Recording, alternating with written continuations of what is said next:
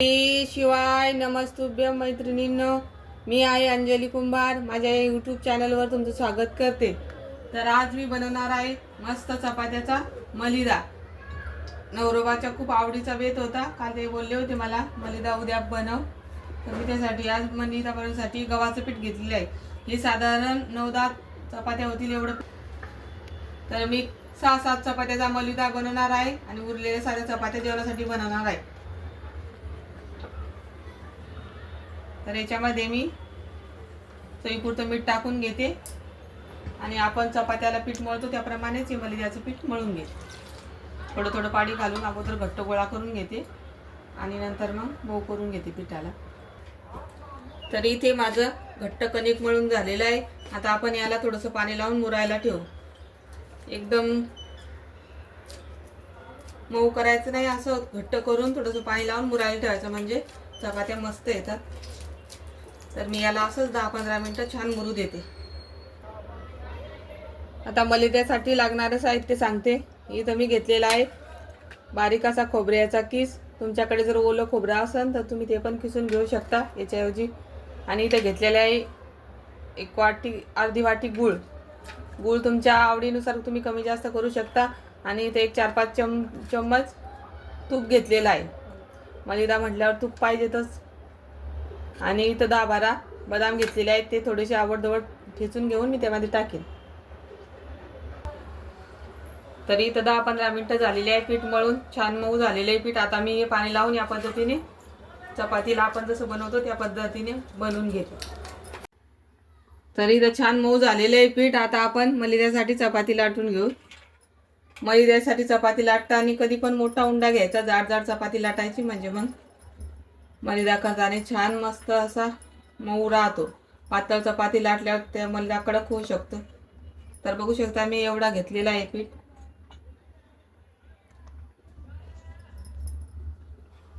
आपण चपाती जशी बनवतो त्याच पद्धतीने बनवायची, फक्त जाडी बनवायची. तर मी या पद्धतीने याला लाटून घेतले.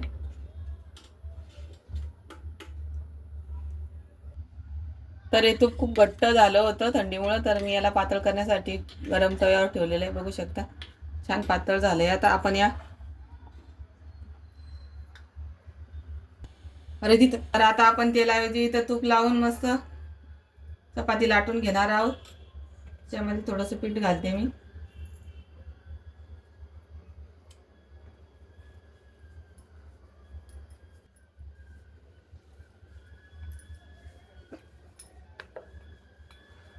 मलिद्यासाठी आपण लहान मोठी चपाती बनवू शकतो.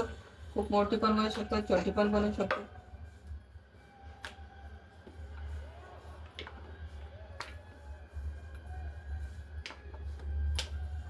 बघू शकता मी या पद्धतीने चपाती लाटून घेतलेली आहे. आता आपण ही तव्यावर भाजून घेऊ. गरम झालेला आहे. आता आपण ही चपाती तव्यावर टाकून घेऊ. तर इथं या भागाला पण मी चपातीच्या तूप लावून घेतलेला आहे. आता आपण ही चपाती तव्यावर टाकू.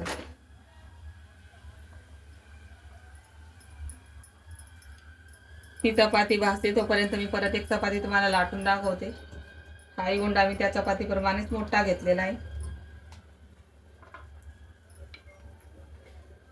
मैदा करताना चपाती तूप लावूनच लाटायची आणि भाजायची, म्हणजे मग त्या मलिद्यात परत जास्त तूप घालायची आवश्यकता नाही.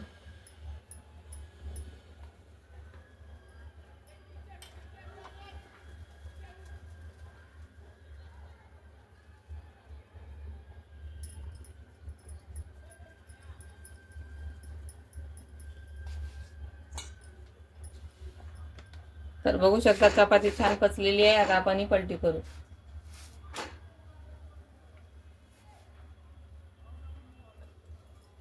ही चपाती मी त्या पद्धतीनेच पटपट लाटून घेते. मलिद्याची चपाती थोडी जाड झाली किंवा पातळ झाली तरी काय फरक नाही तेवढा. शक्यतो जाडच लाटायची, म्हणजे मग मलिदा मऊसूत होतो, निब्बर होत नाही.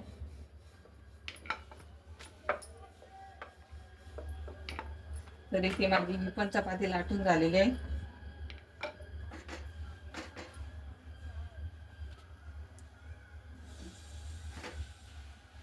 बघू शकता ही चपाती खालून पण छान भाजल्या गेलेली आहे.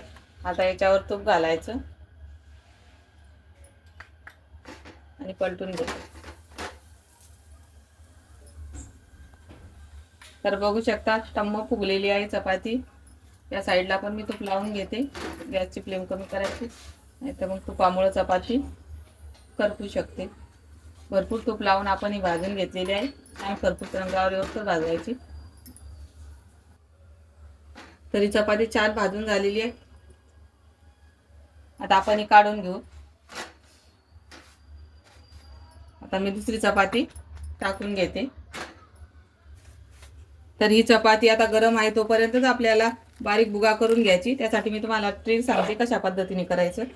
तर या पद्धतीने हिला मडकून घ्यायचं आणि बेलण्यानं असं तिला एकदम लाटून प्रेस करून असं लाटायचं, म्हणजे मग तिचा एकदम भुगा होतो. तर बघू शकता किती लाटुनीचा छान भुगा करून घेतलेला आहे. आता मी सगळ्या चपात्या या पद्धतीनेच करून घेणार आहे. इथं माझ्या सर्व चपात्या लाटून झालेल्या आहेत. आता आपण याचा भुगा करून घेऊ छान. या पद्धतीने करून ठेवल्यावर भुगा करायला एकदम सोपा जातो. तर बघू शकता किती पटकन होतात हे तुकडे याचे. पद्धतीने हातावर चोळून घ्यायचं, पटकन होतोय मग. तर बघू शकता मी या पद्धतीने याला छान बारीक करून घेतलेला आहे. तुम्हाला जर असं अवघड वाटत असेल तर तुम्ही मिक्सरला फिरून घेऊ शकता. तर आता आपण याच्यामध्ये गूळ खोबरं घालून घेऊ.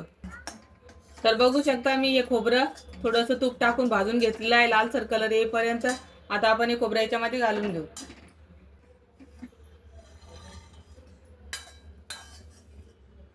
खोबरं भाजल्यावर त्याचा चव अजून चांगली येते, त्याच्यामुळे मी भाजून घेतले खोबरं.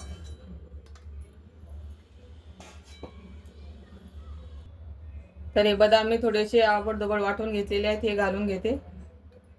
आणि आपण जो गूळ बारीक करून घेतला होता खिसून तो घालू. खिसून घ्यायचा गूळ, नाही तर मिक्सरमध्ये फिरून, म्हणजे मग त्याच्यामध्ये कडकपणा राहत नाही, छान मऊ होतो. आता हे सगळं मिक्स करून आपण मलिदा छान मिक्स करून घेऊ. तर याच्यामध्ये मी हे राहिलेलं तूप घालून घेते आणि छान मलिदा मिक्स करून घेते. या पद्धतीने तुम्ही नक्की करून बघा मलिदा माझ्या पद्धतीने. तर तुम्हाला माझी पद्धत करायची कशी वाटली नक्की कमेंट करून सांगा. बघू शकता मी छान सगळं मिक्स करून घेतलेलं आहे. आता आपण एका प्लेटमध्ये काढून सर्व करू.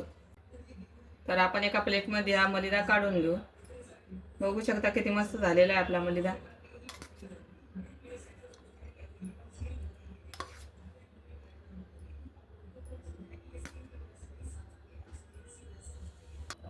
तर इथं तयार झालेले आहे मस्त आपल्या मलिदा. तर तुम्हाला ही मलिद्याची रेसिपी कशी वाटली मला नक्की कमेंट करून सांगा. आणि माझी रेसिपी आवडली असेल तर माझ्या व्हिडिओला लाईक शेअर सबस्क्राईब करा. धन्यवाद.